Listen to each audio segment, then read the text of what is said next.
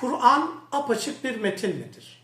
Evet, buna delalet eden bazı ayetler olmakla beraber İslam düşüncesine sahip alimlerin neredeyse tamamı Kur'an'ın anlaşılması, yorumlanmasına başka şeylere, başka hususlara, başka disiplinlere ihtiyaç olduğunu ifade etmişlerdir.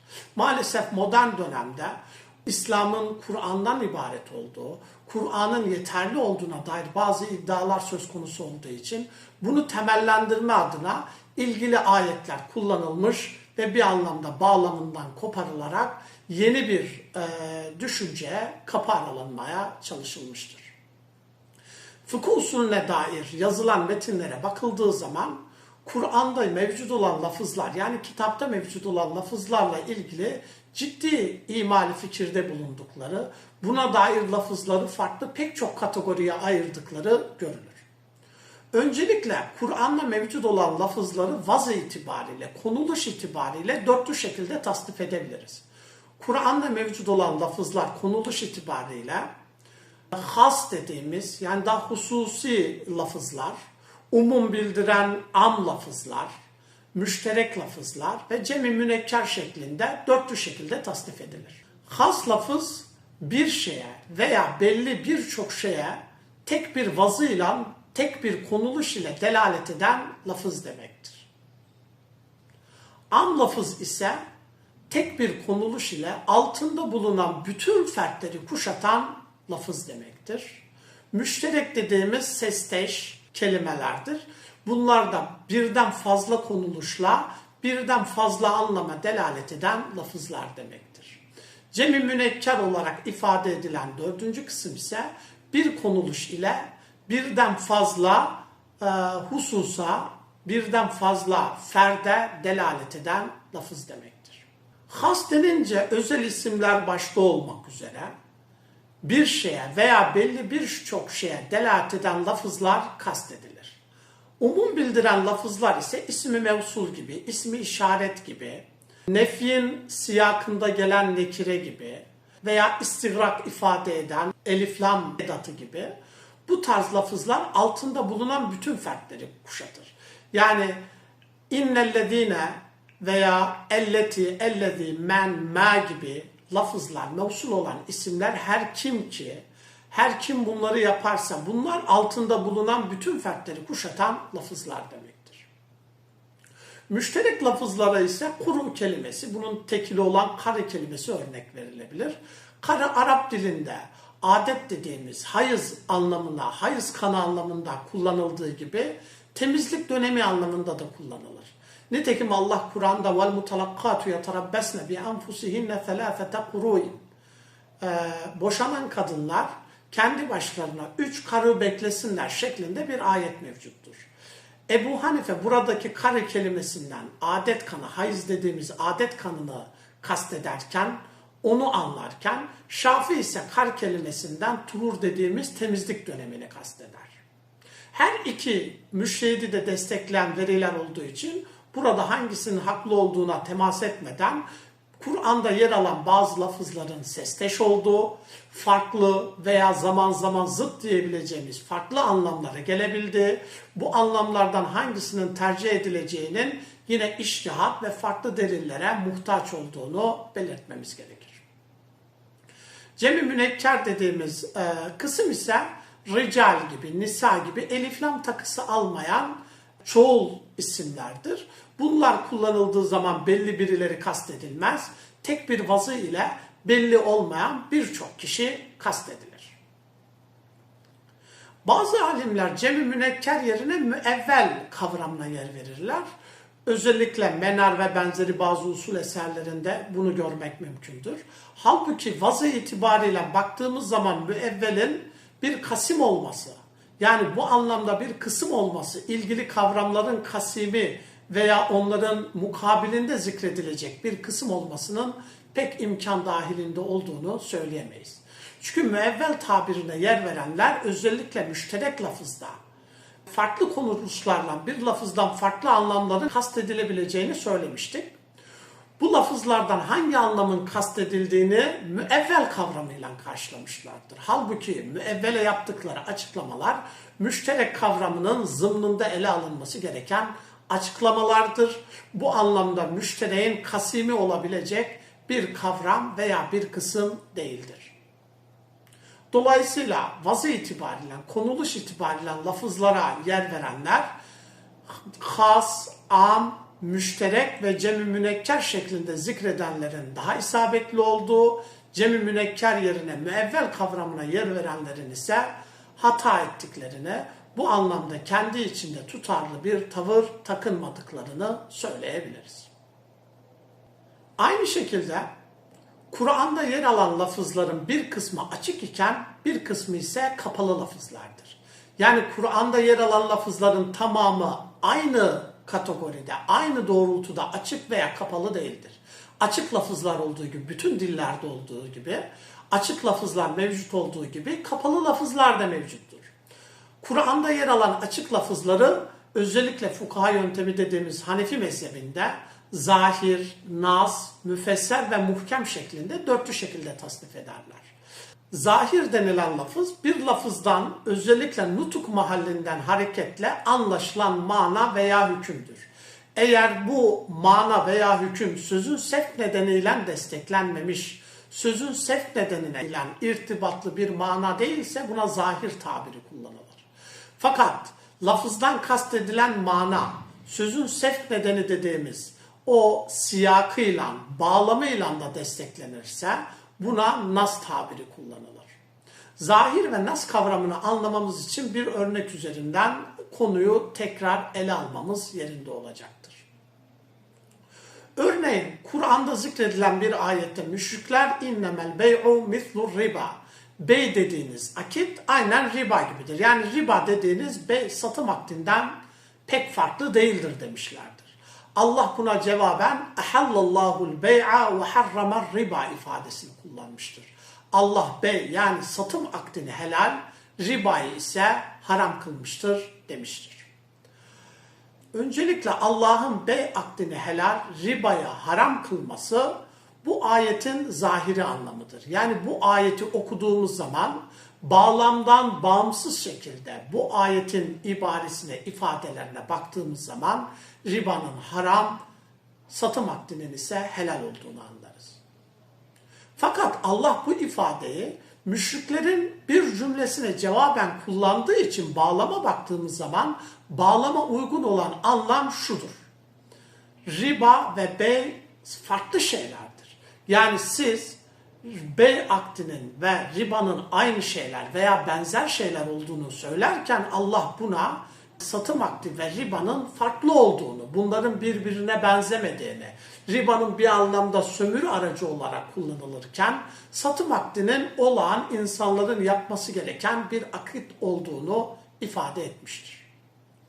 Yani özetlemek gerekirse ehallallahu'l bey'a ve harramer riba ayetini riba ve satım akdinin farklı olduğunu anlarsak bu ayetten hareketle satım akdinin ve ribanın farklı olduğunu anlarsak bu nas anlam iken sözün sevk nedeni bağlama uygun anlam ve hüküm iken ribanın haram satım akdinin helal olduğuna dair anladığımız mana ve hüküm bu lafzın zahiri anlamıdır. Üçüncü kategoride ise müfesser lafzı yer alır. Müfesser zahir nas'a göre daha açık bir lafızdır. Yani aslında zahir, nas, müfesser ve muhkem dendiği zaman kendi arasında bir hiyerarşi söz konusudur. Zahir açık lafız iken nas ona göre daha açık lafızdır. Müfesser nas'a göre daha açıktır. Muhkem tamamen mükemmel, apaçık olan lafız diyebiliriz.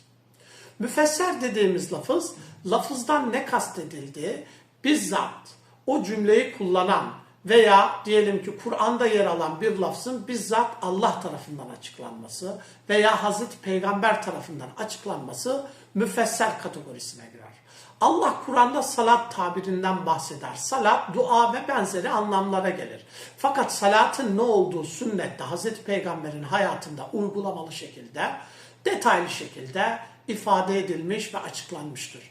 Yani Kur'an'da veya sünnette yer alan bir lafız yine bizzat şari tarafından veya şariye bir anlamda vekalet eden Hazreti Peygamber tarafından açıklanırsa buna müfesser tabiri kullanılır. Örneğin Allah Kur'an'da hulikal insanu helu'an demiştir. insan helu olarak yaratılmıştır. Helu kavramı ilk etapta mücmel, kapalı bir lafızdır. Fakat ayetin devamında Allah, insan bir anlamda nankör bir varlıktır. Kendisine bir hayır, bir mal verildiği zaman cimrilik yapar, insanlardan onu sakındırır, insanların kullanımına vermez. Fakat kendisine bir bela, bir musibet, bir fakirlik isabet ettiği zaman ise sızlanmaya başlar. Yani insan helu olarak yaratılmıştır ayetin peşinden Allah helu tabirini bizzat tefsir etmiştir. Bu anlamda müfesser kategorisinde bir lafızdır. Muhkem denen lafız ise lafızdan ne kastedildiği apaçık olan, Hazreti Peygamber döneminde de nesedilmeyen ve kıyamete kadar devam edecek hüküm ve manayı ifade eder. Bir lafız zahir veya nas kategorisinde ise hem tahsis hem tevil hem de nesih ihtimali söz konusu iken müfesser kategorisine geldiği zaman artık sadece nesih ihtimali söz konusudur. Tahsis ve tevil ihtimali yoktur. Fakat lafız muhkem kategorisine geldiği zaman Hazreti Peygamber döneminde nesedilmediği için artık kıyamete kadar hükmünün baki kalacağı, yani bir anlamda ne tahsise ne tevile ne de nesse ihtimali söz konusudur. Kıyamete kadar hükmü baki devam edecek lafız demektir usul anlayışı bağlamında. Elbette hükümlerin farklı nedenlerden dolayı, illet ve hikmetten dolayı zaman zaman hükmün değişmesi söz konusu olabilir. Fakat bu tarz bir gerekçe söz konusu değilse o hükmün kıyamete kadar baki kalacağı ifade edilir. Kur'an'da yer alan kapalı lafızlara baktığımız zaman bunlar da kendi içinde hafi, müşkil, mücmel ve müteşabih şeklinde yine kapalılık derecesi açısından dörtlü şekilde tasnif edilir. Tabi bütün bu anlattıklarımız ilk etapta fukaha yöntemine göre, Hanefi yöntemine göre yazılmış eserlerde kabul edilen lafızların kategorisidir. Mütekellim yönteminde lafızlar farklı şekilde tasnif edilir. Onu da ileride ele alacağız. Hafi dediğimiz lafız aslında anlamı açık olmakla beraber kapsamı hususunda belirsizlik olan, kapsamı hususunda problem olan lafız demektir. Mesela Allah Kur'an'da sarik kelimesini kullanır. Sarik'i Türkçe'ye tercüme ettiğimiz zaman hırsız diyebiliriz. Fakat Arapçada her türlü hırsızlığa sarik tabiri kullanılmaz. Mesela kefen çalıcılar için nebbaş, yan kesici gibi hırsızlık yapanlara tarrar ifadesi kullanılır. O zaman şöyle bir soru akla gelir. Kur'an'da zikredilen sarik kelimesi tarrar ve nebbaş gibi hususları da kuşatır mı? Yani sarik için öngörülen ceza tarrar ve nebbaş dediğimiz kefen çalıcı ve yan kesici için de söz konusu mudur? Yani vurgulamak istediğimiz husus sarik lafızdan kastedilen hırsızlık olsa dahi Arapçada hırsızlığı ifade eden sarikin dışında farklı kavramlar, kelimeler de söz konusudur. Dolayısıyla ilgili ayetin onları kuşatıp kuşatmadığı tartışmalıdır. Bu anlamda bir belirsizlik olduğu için hafi dediğimiz kapalı bir lafızdır. İkinci kategoride müşkil lafzı yer alır. Müşkil, hafiye göre daha kapalı olan lafzı ifade eder. Özellikle lafızda edebi sanatlar anlamında mecaz, istiare gibi veya derin kapalılık gibi bir husus söz konusu olursa buna müşkil kavramı, müşkil ıstılahı kullanılır. Örneğin Allah Kur'an'da ve in kuntum cunuben fattahharu der. Siz cünüp iseniz yıkanınız. Kendinizi yıkayınız der. Yani gusülden bahseder bir anlamda. Fakat vücudun nerelerinin yıkanacağı pek net değildir. Şimdi kendinizi yıkayın dediğimiz zaman elbette vücudun zahiri kastedilir. Batın dediğimiz iç organların yıkanması tabii ki akla gelmez. Yani pek tutarlı veya mantıklı olmadığı için oralar akla gelmez. Fakat ağız ve burun dediğimiz hususlar zahir midir, batın mıdır? Bu anlamda bir tartışma söz konusudur. Ebu Hanife ağız ve burnu zahir kabul ettiği için gusül alınırken bunların da yıkanması gerektiğini söyler. Zira Ebu Hanife'nin argümanı şöyledir. Bir insan ağzına su aldığı zaman orucu bozulmaz.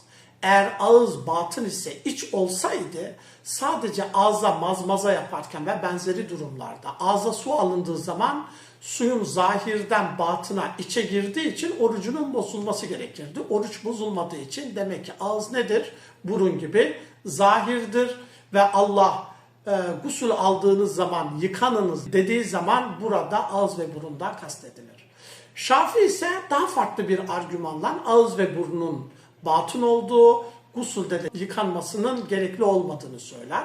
Şafii ise şöyle bir argüman öne sürer. Oruçluyken insanın tükürüğünü yutması orucunu bozmaz.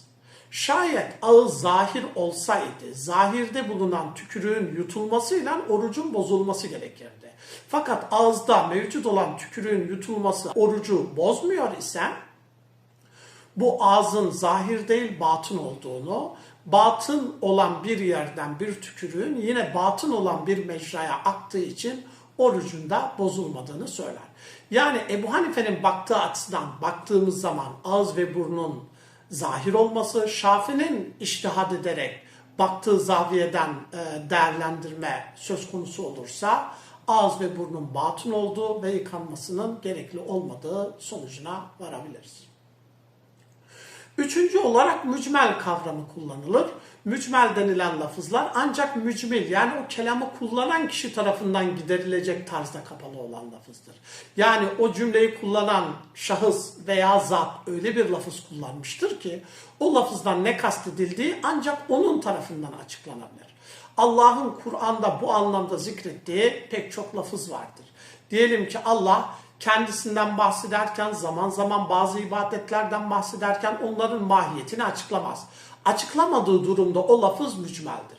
Fakat o lafzı Allah bizzat kendisi veya Hazreti Peygamber'in lisanıyla ifade edilirse o lafız mücmel kategorisinden çıkar ve müfesser kategorisine girer. Yani bizzat mücmel tarafından açıklandığı için, o lafızdan neyin kastedildiği açıklandığı için artık mücmel olmaz, o lafız müfesser, yani açık bir lafız olur.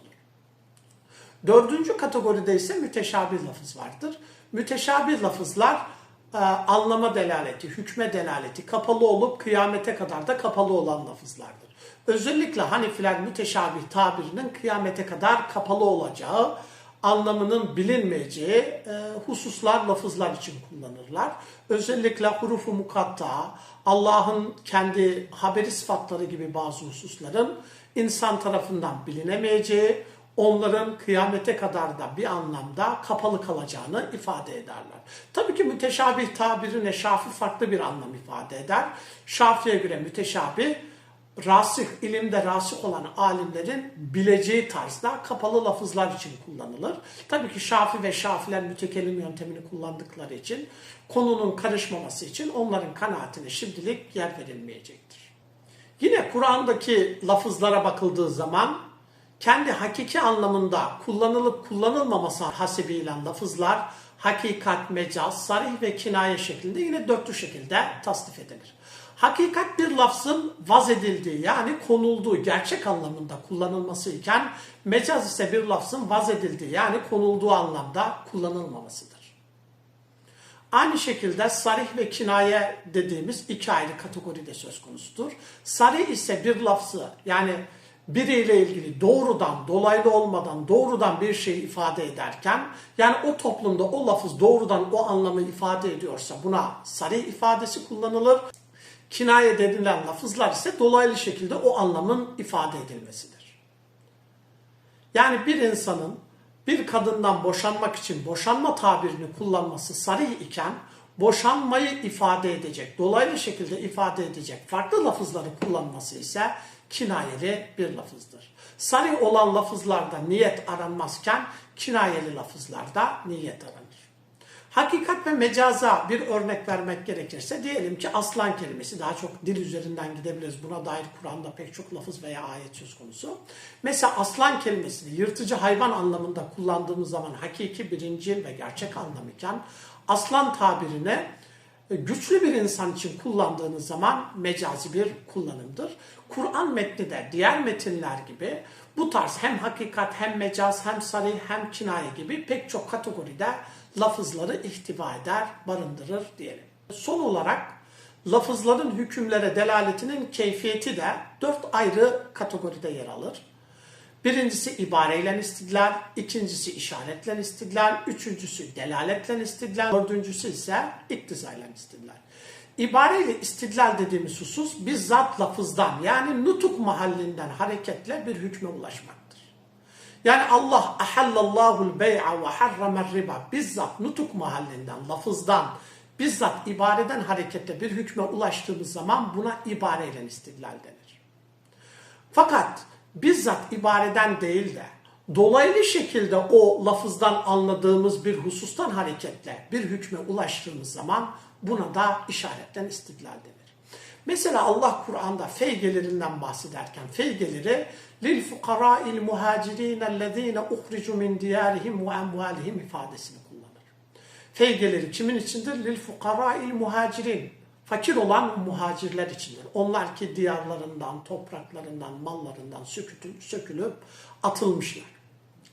Şimdi bu ayetin ibaresiyle istidlal ettiğimiz zaman feygelerinin bu fakir muhacirler için olduğu sonucuna ulaşabiliriz. Fakat uhricu min diyarihim ve emvalihim ifadesinden hareketle kendi mallarından, diyarlarından sökülüp atılan bu fakir muhacirlerden bahsedilince acaba artık Mekke'de yer alan malları üzerinde bunların mülkiyet hakkı kalmış mıdır yoksa kalkmış mıdır şeklinde bir sonuca dair imali fikirde bulunabiliriz. Özellikle uhricu min diyarihim ve emvalihim ifadesi kullanıldığı için artık orada yer alan malları ve gayrimenkulleri üzerinde mülkiyet hakkının kalmadığı sonucuna varmamız ise işaretten istidlaldir. Doğrudan lafızda yer alan bir husus değildir. Üçüncüsü ise delaletle istidlal. Delaletle istidlal dediğimiz rey ve kıyas yöntemiyle değil de bizzat lafızdan hareketle ama lafızda yer almayan farklı hükümlere ulaşmamızdır. Mesela Allah Kur'an'da فَلَا تَقُلْ لَهُمَا uffin sakın anne babaya öf demeyin der. Şimdi lafızla istidlal ettiğimiz zaman yani ibareyle istidlale baktığımız zaman lafızda kastedilen onlara öf demeyin. Tabi biz imani fikirde bulunduğumuz zaman bu ayet üzerinden anne babayı dövmek, anne babaya sövmek, onlara hakaret, incitici ne varsa onların da aslında biz haram olduğunu anlıyoruz. Biz bu tarz hususların haram olduğunu nereden hareketle anlıyoruz? Tabii ki akli bazı argümanlardan hareketle bu sonuca ulaşmamız mümkün olmakla beraber bizzat öf kelimesinin sözlükte anlamının aslında birine eziyet vermek, birine eza vermek, birini incitmek anlamında olduğunu biliyoruz. Bu lafız üzerinden, bu lafzın manası üzerinden düşünerek anne babayı incitecek her türlü söz, her türlü davranışın haram olduğu sonucuna ulaşıyoruz. Dördüncü olarak iktizayla istidlal. İktizayla istidlal bir anlamda tam olmasa da mecazi mürsel gibi farklı Türkçe'de farklı şeylere tekabül eder. Örneğin siz köye sorun dediğiniz zaman köye sorulmaz. Biz dil açısından şunu net şekilde biliyoruz ki köye sorulmaz, köy ahalisine sorulur. Veya soba yandı derken sobanın kendisinin yandığını kastetmeyiz. Sobanın içindekilerini kastederiz. Arap dilinde de Kur'an'da da bu tarz lafızlar var. Mesela Allah Kur'an'da وَحُرِّمَ عَلَيْكُمْ اُمَّهَاتُكُمْ anneniz size haram kılındı şeklinde bir ifade, bir ibareye yer verir. Tabii ki ilk etapta düşündüğümüz zaman annemiz bizim için neden haram olsun ki? Böyle bir sonucu makul görmeyebiliriz.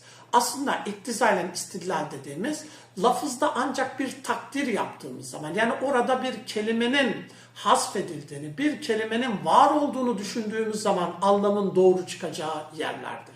Yani nasıl ki köye sor cümlesi aslında literal anlamda anlamlı değil, köy ahalisine sor şeklinde bir anlama ulaşıyorsak, anneniz size haram kılındı ayetinden de hareketle biz şöyle diyoruz. Kimlerle evlenilmeyeceğini sayarken anneniz de dahil olmak üzere yakın bazı kadınlarla evlenilemeyeceğini ifade eder. Ama ayette hurrime aleykum ummahatukum derken nikah tabiri kullanılmaz. Onu biz takdir ederiz. Hem akli olarak hem bağlam olarak biz bu sonuca ulaşırız. Buna biz iktizayla istidlal. Yani ancak bir lafzı takdir etmemiz sonucunda anlamın doğru çıkacağı yerlere ise iktizayla istidlal denir.